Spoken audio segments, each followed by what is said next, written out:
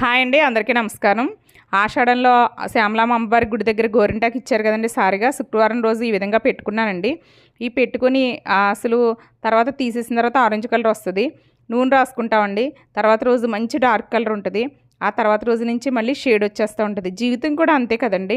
మనం ఏర్పరచుకున్న జీవితం మంచి కలర్ఫుల్గా ఉంటుంది. చాలా ఆనందపడుతూ ఉంటాము. తర్వాత మళ్ళీ ఆ జీవితం మనం వయసు అయిపోయి కొలిది కూడా ముసలి వయసు వచ్చేస్తూ ఉంటుంది. అలాగే గోరింతాకు కూడా షేడ్ అయిపోతూ ఉంటుందండి. నాకు ఎందుకో అలా అనిపించింది. ఈ గోరింతాకు పెట్టుకుంటుంటే ఓ పాట గుర్తొచ్చిందండి.